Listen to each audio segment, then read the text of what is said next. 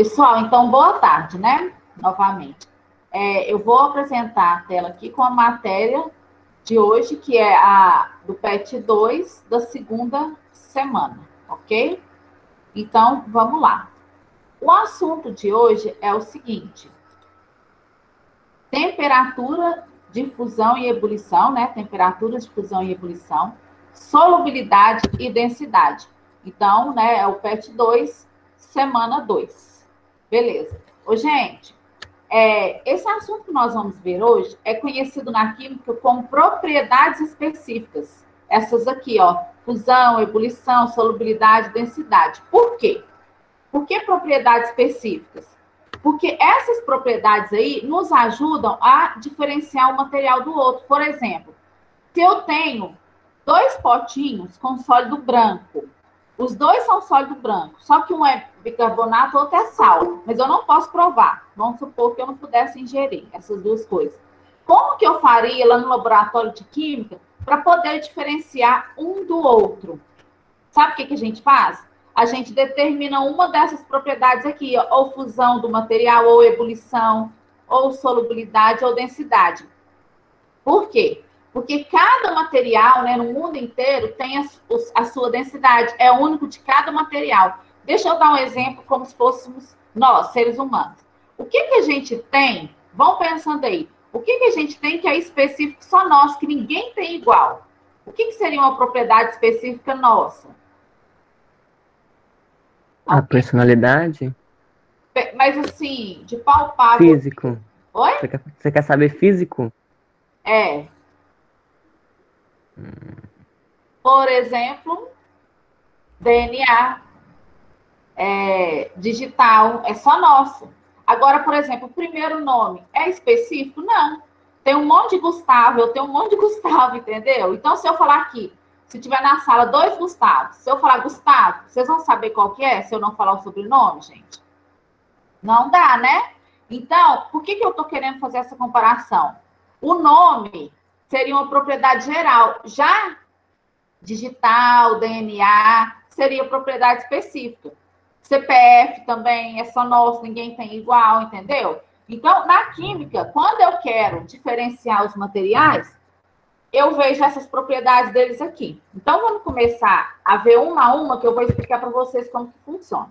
A primeira é a densidade. O que é densidade, gente? Densidade é uma grandeza que depende, olha aqui, ó, da massa e do volume dos materiais. O M é massa e V é volume. Quando eu precisar calcular a densidade, eu pego a massa e divido pelo volume. Exemplo, eu tenho um material que eu fui lá e pesei, ele tem 10 gramas de massa e 2 ml de volume. Lembrando que grama é a unidade de massa, né? E ml de volume é mililitro. Aí a massa vai dar quanto? 10 dividido por 2, 5. A unidade é grama barra ml. Ó, apareceu tudo ali. Grama por ml. O que quer dizer esse resultado aqui, gente? Que cada... Tô passando sozinho aqui. Que cada ml desse material tem 5 gramas. Aí, gente, eu trouxe já um exemplo para a gente pensar e que nós vamos precisar nas atividades. Eu tenho esse recipiente aqui, ó, que tem um líquido, um sólido, um líquido e um sólido. São 4 materiais. Esses materiais são um desses aqui, ó. Os 4 estão aqui. Eu tenho que descobrir quais estão nesse recipiente de baixo para cima. Gente, a primeira coisa que você tem que saber quando está estudando densidade é que quem está em cima em relação a quem está embaixo é menos denso. E quem está embaixo é mais denso. Meu computador está dando tilt aqui, gente. É mais denso, ok? Então, grava assim, denso tem a ver com pesado, grosseiramente falando, tipo, ferro, ele não afunda na água, então ferro é mais denso que a água. Então, quando eu tenho vários materiais no único recipiente, o que determina a ordem deles aqui? A densidade. Por que a densidade é uma propriedade específica, tipo digital?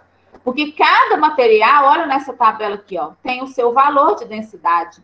Pera, nós temos que decorar a densidade de todos os materiais que existem? Nunca. É tudo tabelado. Se eu precisar, eu vou nos livros. Hoje em dia, na internet, ó, a densidade do cobre, do ouro. Eu vou lá e acho. É tabelado. Então, nesse exercício... gente, a gente tem que decorar só a densidade da água, que é assim, o material mais importante, né, da nossa vida. Então, a água tem densidade 1 grama por ml, tá? Então, vamos ao exercício. O que é esse exercício aqui, ó? Caiu no Cefet. Ele deu esse recipiente, que é o mesmo anterior, e pediu para usar a tabela lá, que estava ao lado. Aí ele falou assim, pode-se afirmar corretamente que os materiais presentes aqui, ó, de baixo para cima são. O que você tem que saber? Que o que está embaixo é mais denso em relação ao que está em cima. Aí ele deu as opções, ó. Etanol, couro seco, água e giz. Então, você vai lá na tabela. Ele está falando que esse é o etanol, esse é o couro seco, esse é a água, esse é o giz. Vamos ver se é possível? O etanol, a densidade dele é 0,79. A do couro seco é 0,86. Pode, gente, o material mais denso ficar em cima do menos denso? Pode ou não? Não. Não. Então, essa já está errada, tá? Eu acho que é a B. A letra A eu já descarto. Espera aí que eu vou aceitar alguém na sala, que está chegando agora, gente. Beleza. Pessoal, procure sempre entrar com o e-mail institucional. Quem não estiver conseguindo esse e-mail, me chama no privado depois, que eu passo, eu ajudo a entrar, tá? Porque vocês precisam também para acessar o Conexão Escola e mandar as atividades, beleza? Gente, vamos ver a letra B. Mercúrio, alumínio, água e madeira seca. Vamos ver se pode? É essa. O mercúrio tem densidade 13,5, olha. Pode. Depois ele falou qual mesmo? Alumínio. O alumínio tem densidade 2,7, tá certo. O alumínio vai ficar em cima, porque ele é menos denso que o mercúrio. Depois a água. A água é 1, vai ficar aqui, porque ela é menos densa que os dois que estão embaixo. E aqui a madeira seca, que tem densidade 0,15, que é menor que 1. Então, é essa correta, gente. A letra B. Tá? Gente, essa aula vai ficar gravada e eu vou mandar o PDF dos slides para vocês também, tá? Então, a correta aqui é a letra B. Depois, quem quiser voltar, refazer, é bom, tá? Outro exemplo. Um professor estava em um laboratório trabalhando com 3 líquidos incolores. Um de seus alunos retirou os rótulos e misturou. Eu estava lá, né? E tudo no laboratório é rotulado. Para eu saber que líquido é aquele, porque os 3 são incolores, né? Aí eu sabia que um era o álcool, que tem densidade, esse valor aqui é da densidade dele, 0,8, a glicerina 1,6 e o ácido 1,08. Aí ele usou, o professor, né, dispondo das densidades e de uma bolinha de densidade 1, ele identificou o líquido em cada frasco. Como assim, gente? O professor fez o seguinte, os alunos misturaram os rótulos, então ele não sabia qual desses 3 líquidos estava em cada frasco. Então, quando ele mergulhou uma bolinha no líquido 1, a bolinha afundou, no líquido 2 ela ficou no meio e no líquido 3 ela flutuou. A gente sabe, que eu acabei de explicar, que quem afunda é mais denso em relação ao líquido, né? Então, se a bolinha afundou, é porque o líquido que está aqui é menos denso que a bolinha. Se a densidade da bolinha é 1, ela afundou, o líquido que está aqui tem densidade menor que 1. Qual dos 3 líquidos está aqui, então, nesse frasco? O álcool. O álcool, excelente. A bolinha, gente, é só a nossa referência para saber do líquido, porque o que importa aqui é a densidade do líquido. Tá vendo como que densidade é uma propriedade específica? Por meio dela, nós vamos descobrir. Olha que interessante. Aqui, vamos ver o 3. No 3, a bolinha flutuou, então a bolinha é menos densa. Então, o líquido que está aqui é o mais denso. Qual que é o mais denso de todos? O ácido. Não, olha aqui, ó. Olha direitinho. É mesmo. 6 é maior que 1,08, concorda? Uhum, A gente olha rápido, a gente erra. 1,08 é quase 1,1, tá? Então, aqui no 3 está a glicerina. Por que o ácido está no 2? Se a bolinha ficou no meio, é porque a densidade do líquido é mais ou menos igual da bolinha. A densidade da bolinha é 1. E a desse líquido aqui é 1,08, é próximo de 1, tá vendo? Por isso que ficou em equilíbrio. Então, olha que bacana, gente. Com a densidade, a gente descobre os materiais, tá bom? Mas, gente, peraí, só um minuto. Boa tarde. Vamos continuar. Então, pessoal, e se pedir para calcular agora? Porque eu dei uns exemplos de análise. Você tinha só que analisar se é mais denso, se é menos denso e tal. E se cair exercício de calcular, né? Qual é a densidade? Como que eu calculo a densidade? Eu uso isso aqui que eu chamo para os meus alunos de triângulo do poder. Até em inglês aqui, triângulo do poder. O que é isso? Eu peço para os meus alunos gravarem esse triângulo à disposição dessas letras. Para isso, eu falo com eles. Meu dever. A palavra meu fica em cima sozinha, tem um M, e D e V é junto, então fica embaixo junto. Meu dever. Se você souber fazer esse triângulo, toda vez que eu tiver um exercício de cálculo de densidade, se eu pedir a densidade, você vai saber a fórmula. Se eu pedir a massa, você vai saber a fórmula. E se eu pedir volume, você vai saber também. Como que funciona isso aqui? É o seguinte. Se no problema ele te pedir a densidade, você tampa o D. Quando você tampa o D, sobrou massa dividido por volume. Então, a fórmula da densidade é massa sobre volume. Se ele te pedir no problema o volume, você tampa o V.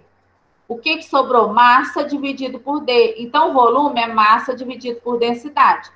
E se ele te pedir a massa? Você tampa o M. M aqui é de massa. Então, a massa é D vezes V. Gente, esse triângulo é só um macetezinho, uma dica, para você não precisar ficar decorando essas três fórmulas aqui, ó. Volume é massa dividido por densidade. Massa é densidade vezes volume. Densidade é massa dividido por volume. Se você souber o triângulo, meu dever, você calcula qualquer um que pedir, ok? São coisas, gente, que se é bom anotar no caderno e tal. Aqui eu trouxe. Quando a gente se fala em cálculo de densidade, a gente fala em unidades de massa e de volume, porque densidade é massa dividido por volume. Gente, as unidades de massa mais utilizadas são quilogramas e gramas, mas pode aparecer miligrama ou tonelada. Aqui, a tonelada é a unidade de massa que tem maior capacidade, né? Quando eu estou medindo muita coisa, né? 13 toneladas, aí eu falo em toneladas. Agora, se eu estou medindo pouquinha coisa, 200 gramas de presunto, é pouco. Agora, se eu quero mais, eu já falo em quilo. Então, às vezes, no problema, a gente vai precisar de transformar de quilo para grama. A gente sabe que 1 quilo tem 1.000 gramas. Então, é só pegar o valor em quilo e multiplicar por 1.000. Tipo, 2 quilos tem 2.000 gramas. E o contrário, de grama para quilo, divide. Então, é só seguir isso aqui. É outra notação que é importante, viu, gente? Vocês vão ver isso em matemática também, se já não viram. Então, toda vez que eu falar em quilo ou grama, ou essas outras duas aqui, são unidades de massa. E as unidades de volume mais usadas? Litro, mililitro. Metro cúbico é uma de maior capacidade, igual o volume da caixa d'água da nossa casa, a gente fala em metro cúbico. Nem sei quantos tem que ver aqui. Por exemplo, 5 metros cúbicos, são 5.000 litros, né? Bem mais, né? Então, gente, só que nos cálculos de densidade a gente usa mais litros e mililitros. 1 litro tem 1.000 ml. Então, para passar de litro para ml, a gente multiplica por 1.000. E aqui eu quero deixar um recado importante. Toda vez que no problema vir ml, é a mesma coisa que centímetro cúbico. Por exemplo, vem no exercício lá assim. A densidade do ouro é 19,3 grama por centímetro cúbico. É a mesma coisa, onde tem centímetro cúbico, é a mesma coisa que ml, tá bom? E as transformações estão aqui, ó, de litro para ml multiplica por 1.000 e de ml para litro divide. Isso aqui foi só um apanhado e eu vou ensinar para vocês como que aplica, quando que precisa fazer isso, tá? Para isso eu trouxe um exemplo, essa questão aqui também caiu numa prova do Cefet, ó. Durante uma aula prática, um professor solicita a um aluno que investigue qual a composição química de um determinado objeto metálico. Para isso, ele estima o volume. Aí a gente vai lá e anota o volume, ó, 280 centímetros cúbicos, que é o volume, mesma coisa que ml. Aí ele mede a massa, que é 2,204 quilogramas. E aí ele consulta a tabela de densidade aqui abaixo, de alguns metais. Tá vendo que as densidades estão em grama por centímetro cúbico? Quer dizer que a massa que ele deu aqui vai ter que estar em grama e o volume em centímetro cúbico. O volume já está, só que a massa está em quilo, tá vendo? O que ele vai querer no final? Nessa situação, o aluno concluiu corretamente que o objeto é constituído de... Ô, gente, eu vou descobrir a densidade do objeto. Ele deu a massa e o volume. Aí o valor que eu encontrar, aí eu vou ver qual objeto que é. Olha aqui a resolução, ó, os dados. Primeiro eu anoto os dados. Massa é 2,204 quilos. O volume 280 centímetros cúbicos. Só que lembra que eu falei que como os valores de densidade na tabela estão em gramas, eu tenho que passar essa massa aqui, ó, que está em quilo para grama. De quilo para grama, gente, é multiplicar por 1000. Multiplicar por 1000 é fácil, sabe como vocês fazem? Vocês andam com a vírgula 3 casas para a direita. Então, quando eu tiro essa vírgula daqui e ando 1, 2, 3, esse número 2,204 passa a ser 2.204 gramas. Nem preciso fazer cálculo.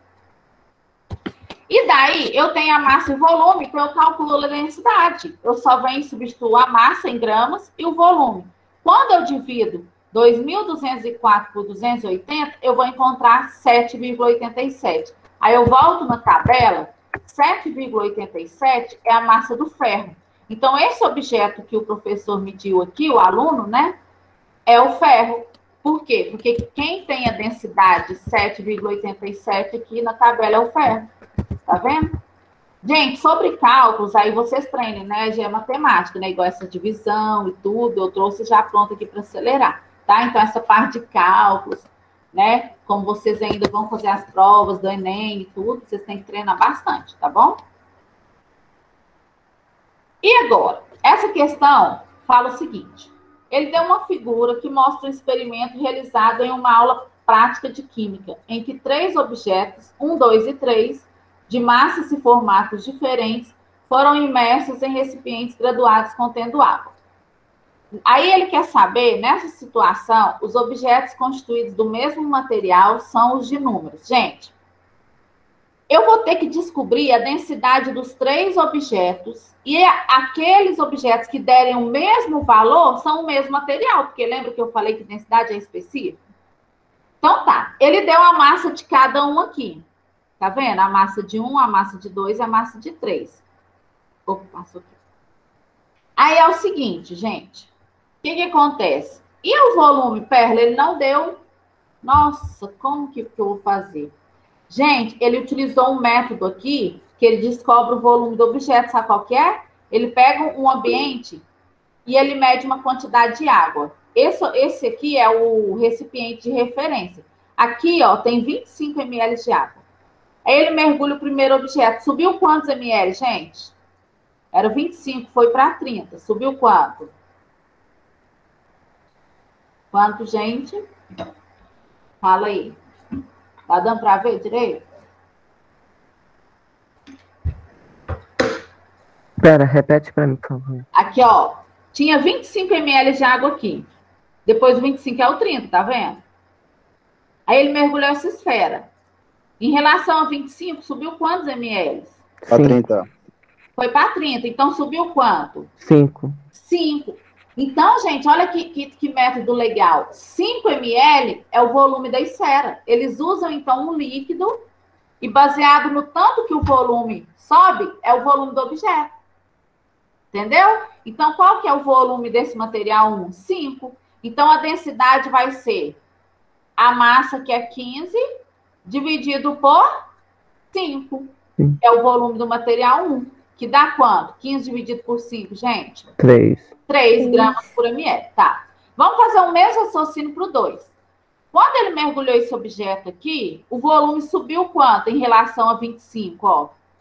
Subiu 2? Subiu para 40. Então, foi para 35, né? Então, subiu 10, concorda, gente? 10.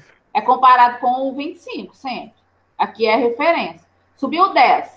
Então, o volume desse objeto é 10. Então, a densidade vai ser 45 dividido por 10.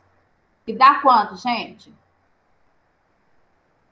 Qualquer número dividido por 10, divisão é andar com uma casa para a esquerda, tá? Então, aqui, ó, vamos fazer aqui para o material 1. Como que ficou? A densidade ficou 15 dividido por 3, que deu... Não, é por 5, né, gente? 5 ml. Que deu 3. Para o material 2, a densidade vai ser... A massa é 45, dividido, barra, que significa dividido, viu, gente? Por 10, porque quando ele mergulhou o objeto 2, subiu 10 ml, em relação ao tanto de água que tinha. Gente, quando eu quero dividir um número por 10, é andar uma casa para a esquerda. É 4,5. Claro. O material 3, eu vou ter que voltar lá. Quando ele mergulhou aqui o material 3, olha aqui, até aqui é 25. Então, aqui 30, 35, 40, 45. Então, de 25 para 45, subiu quanto? Qual a diferença? 20, né, gente? Se a massa é 60, o volume é 20. Então, eu vou dividir o material 3, a densidade dele vai ser 60 dividido por 20, que vão dar 3. Gente, quais são, então, feitos do mesmo material? O 1 e o 3. O 1 e o 3, que deram o mesmo valor, ó. Tá vendo? Mesmo eles tendo formatos diferentes, pelo fato deles serem feitos do mesmo material, eles deram a mesma densidade, ok? Então, a resposta já está até aqui, ó. O 1 e o 3, letra B, tá?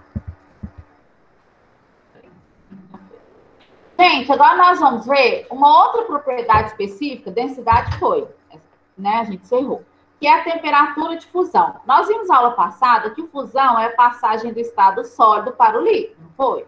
Gente, vocês treinaram o esquema, gente? Sim, falem aí. Quem treinou e foi sem olhar. Fusão, então, é a passagem do sólido para o líquido. Então, olha aqui, eu dei uma tabela com várias temperaturas de fusão de vários materiais. Olha aqui, gente, o ferro, a temperatura dele de fusão é 1539 graus. Ou seja, para o ferro derreter, eu tenho que fornecer esse valor aqui, ó, aquecer até chegar aqui. O cloreto de sódio, que é o sal, ele derrete, né? Passa do sólido para o líquido a 801, o chumbo a 327, o açúcar, né? Que é a sacarose, 184, e a parafina derrete mais fácil, a 55 graus. O gelo, a água. Quem sabe a temperatura que o gelo derrete e vira água? Alguém sabe? 0 graus a temperatura de fusão do gelo. Então, o gelo só vai fundir, ou seja, só vai derreter quando eu tirar do freezer. Porque lá no freezer está abaixo de 0. Aí, se chega na temperatura ambiente, ele derrete, porque atinge o valor da fusão dele. Por que é importante isso aqui, gente? Vamos supor, deixa eu perguntar uma coisa para vocês. Eu estou fazendo um churrasco. A churrasqueira que eu tenho é feita de ferro. Aqui, ó, ferro. O que eu posso afirmar da temperatura da chama quando eu estou fazendo churrasco? Que está abaixo de 1539 graus Celsius. Exatamente, ou seja, porque senão o churrasqueiro derreteria, né? Se a chama tivesse maior que esse valor. O filamento das lâmpadas tem um metal chamado tungstênio. A temperatura de fusão dele é 3.200, ou seja, é muito difícil derreter. Porque a lâmpada fica acesa o dia todo, né? Então é preciso que seja um material resistente. Tá? As panelas, a gente tem que pensar nisso. Eu vou pôr no fogo, então tem que ser resistente. Então, temperatura de fusão é muito importante. E é tabelado. Precisa decorar? Não, só da água. Quanto que é da água mesmo? 0. 0. Aqui eu trouxe exemplo de um fundir. Lembra que fusão é derreter. Fundir, isso aqui derrete chocolate. Não sei se vocês já viram, né? Esse aparelhozinho. A gente põe o fogo e derrete. Ele é chamado de fundir. Aí lembra fusão, tá? Olha esse exemplo aqui que interessante, ó. As chamas atingem diferentes temperaturas dependendo de como são produzidas. Em shows pirotécnicos, elas chegam a 3.600 graus Celsius. Nos fogões residenciais, elas podem atingir até 800 graus Celsius.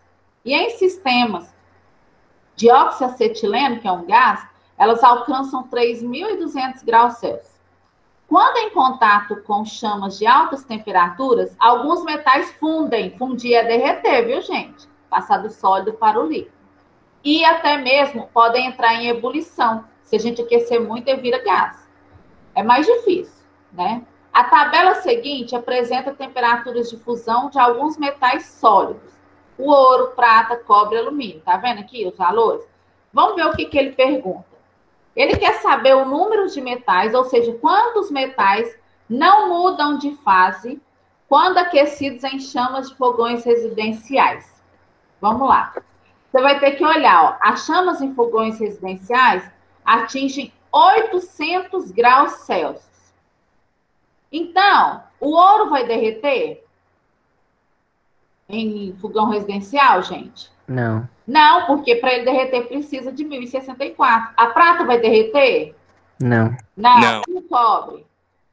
Não, também. Não. Só o alumínio, né? Derrete a 660. Então, quantos não vão derreter? Quantos não vão mudar de fase? 3. Então, a gente tem que marcar a letra C. Só isso, tá vendo? Como que é interessante a temperatura de fusão. E a temperatura de ebulição, que também é outra propriedade que a gente usa para descobrir os materiais específicos. Ebulição, a gente já viu a aula passada, que é a passagem do estado líquido para o gasoso. Aí eu trouxe exemplos de alguns materiais. Aqui o da lâmpada que eu falei. Aí eu falei a fusão dele, né? 3.200. E a ebulição, para ele passar para o gás, é maior ainda, ó. 5.000 e tanto. O ferro entra em ebulição a 2.861. O sal, ele deu vários aqui. Só que o que a gente tem que saber, que é mais importante, é da água. Quem sabe? Da água pura, não é água do mar, não. Qual que é a temperatura de ebulição da água pura nas condições normais, ao nível do mar? 40 graus? 100.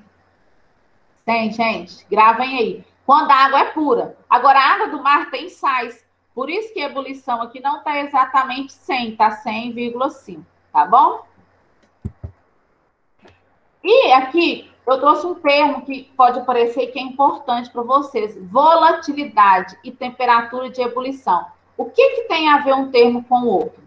Gente, eu vou fazer uma pergunta. Quem que evapora mais fácil? A água ou a acetona? Acetona. Acetona. Acetona a gente abre, se não tampa ela, evapora bem fácil, né? Gente, então eu falo que a acetona é mais volátil. Volatilidade é facilidade de um líquido para evaporar e depende da ebulição. Aquele material que tem menor temperatura de ebulição, ele é mais volátil, tá? A volatilidade é maior. Olha o álcool, ele evapora mais fácil que a água, porque ele atinge uma temperatura antes da água, tá vendo? Se eu ponho os dois para aquecer, quem vai entrar em ebulição primeiro? Não é o álcool? Porque a temperatura de ebulição dele é menor. Então, esse termo é muito importante também, tá? E aqui, eu trouxe um exercício de como pode ser cobrado sobre esse tema de ponto de fusão e ebulição. Ele falou aqui que as propriedades físicas e químicas das substâncias estão diretamente ligadas às fases de agregação da matéria. Gente, fase de agregação é o estado físico, sólido, líquido e gasoso. Aí ele deu 4 substâncias, mercúrio, amônia, benzeno e naftaleno. E deu a temperatura de fusão, que é o ponto de fusão, e ebulição de cada um. A gente sabe que fusão é a passagem do sólido para o líquido e ebulição do líquido para o gás. Então, vamos pegar aqui o mercúrio. O mercúrio, gente, para ele passar do sólido para o líquido, tem que atingir menos 38,87 graus. Então, abaixo desse valor, ele é sólido. Quando ele atinge esse valor, ele vira líquido, até aqui. Quando ele chega em 356,9, ele sofre a ebulição, aí ele vira gás. Então, vamos recapitular. Abaixo desse valor, ele é sólido, entre esses dois valores, ele é líquido, e acima desse valor, ele é gás. Então, gravem aí, sólido, líquido, gás. Quando tiver a temperatura que eu pedi, estiver antes da fusão, o material é sólido. Se tiver no meio, ele é líquido, se tiver depois, é gás. Então, vamos treinar para vocês verem como funciona. Ó. Analisando esse quadro, qual das alternativas descreve, respectivamente, a fase de agregação, ou seja, o estado físico, de cada substância quando expostas a um ambiente, né, de 30 graus Celsius? Eu vou olhar esse número, 30. Gravem o 30. Eu vou olhar o mercúrio. 30 graus está abaixo desse valor, no meio desses dois ou depois, gente? Vocês vão falar. Abaixo. Não, lembrando que número negativo, gente. Ah, então tá acima, tá acima, tá Tá acima. Então acima. entrem. Porque depois desse não tem um 0, o 30 tá aqui. Então, quer dizer que ele já derreteu. Então, a 30 graus, o mercúrio é líquido. Entendeu? Então, vai gravando aí, pra gente marcar depois na ordem. Líquido. A amônia. 30 tá abaixo, no meio ou depois de menos 33? Negativo, gente, cuidado. 30. Onde está o número 30? Antes, no meio ou depois de menos 33,4? Depois. Depois. Então, quando está depois é gás. Então, por enquanto, está líquido, gás. E o benzeno? 30 está antes, no meio ou depois? No meio. No meio, então é líquido. E o naftaleno? Antes, no meio ou depois? Antes. Então, como ficou? Líquido, gasoso, líquido e sólido. Qual letra? C.